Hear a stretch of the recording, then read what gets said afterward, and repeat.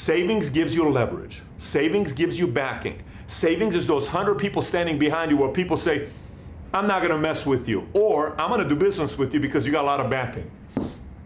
That's savings. Savings allows you to process things better. Savings allows you to make better decisions, lead better, every single way. You become a better CEO, you become a better executive, you become a better recruiter, better salesman, if you have savings in place. And savings is 3 different brackets. It's not all checking account. You gotta make sure short-term's taken care of, mid-term, long-term.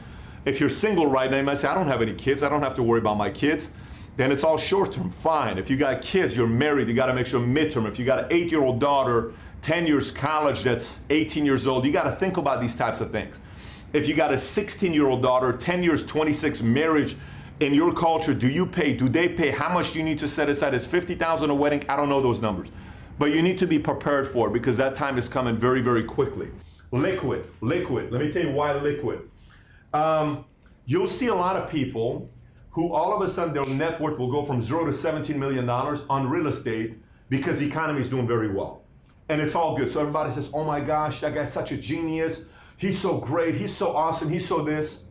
I took over an office of somebody in Woodland Hills who at one point was worth $400 million, okay? His net worth went from $400 million to $20 million in 2 years, is what happened to his net worth. You know why?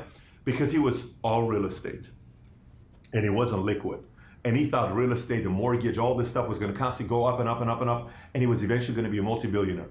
That's fine. If somebody, you can go up there and put $100,000 on roulette and say it's gonna be number 22, and if it comes up, your $100,000 becomes $3.6 million.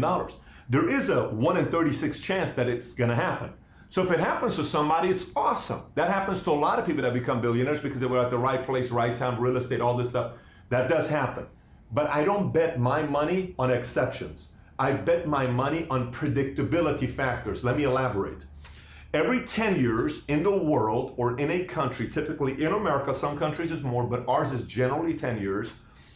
Every 10 years, a major crisis happens. Every 20 years, a massive crisis happens. But 10 years, a major crisis happens, okay? When this crisis happens, let me tell you who benefits from it. You know who benefits from it when a major crisis happens? Those who are liquid. Those who are liquid. You see a lot of people that say, I never have cash. I never have cash. I love cash. I love cash. You gotta have a crisis account. That's not your emergency fund. I'm not talking emergency fund that this is the right thing to do. I'm talking a crisis account. What saved the business when we were going through difficult times and our company's checking account went to $13,000. I have payroll, commissions, everything. $13,000. Where we're about to shut down the company. It's this close. We're about to shut down the company. What saved us was the crisis account that I had. No one knew about. That money showed up, put it back into the business, saved us, we lasted, we made it through the tough times, and now we're here where we are today. But it's because I had a secret crisis account no one else knew about. The biggest problem most people are facing when it comes down to trying to double their money, you know what it is? They don't have enough money. That's the problem. Here's a stat for you. 52% of millennials ages 18 to 37 years old have less than $1,000 in savings. And by the way, only 16.5% of millennials have over $20,000 in savings. Only 16.5. So what's the problem? Savings. We need more savings. We need you to have more money in your pocket. Realize, cash is still king. This is not in the past. It is still king. Keep your cash. Don't get too aggressive. Don't get too crazy. Don't go to the dumb side. Don't listen to the R. Kelly song thinking you can fly. You can't fly. Nobody can fly. But sit there and strategize yourself to say, oh my gosh, in the next year, 2 years, 3 years, 5 years, something could happen. And when it does, oh my goodness, I'm going to capitalize. Look, somebody say, well, Pat, isn't this kind of deceptive? I hope everybody watches this video, but they won't. You know why? Because cat videos do better. Something's going to happen in the next 5 years. And the people that are going to make massive wealth are the ones that save cash. So I'm a cash guy. Not always. I'm a cash guy pre-crisis. You're a cash guy pre-crisis. Pre-crisis. Which is now. Which is now. Which is now. So right now is a great time to have a lot of cash. Here's a rule of zero. The rule of zero is tough for folks who are very greedy to embrace because it sounds easy saying it, but let me explain to you the power of zero. So here's what it is about the rule of zero.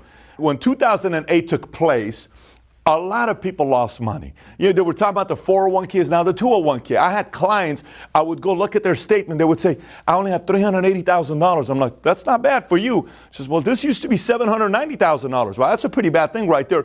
And they're 64 years old. What do you tell this person? They got to work for another 7 more years. They were planning on retiring for 1 year, but because they were not fully ready and they did not take advantage of the power of zero. Because in 2008, market tanked 38%. In 2008, if you did 0% in 2008, that really means you did plus 38% compared to what the market did. So you have to also be paying attention to the offense you're playing. You got to be playing offense as well, of course, if you want to create wealth. Offense. But you got to have a certain strategy on how you can take advantage of the rule of zero. So when it does happen, you have more that's sitting for you to say, this is my next opportunity to go in because you paid attention to the rule of zero.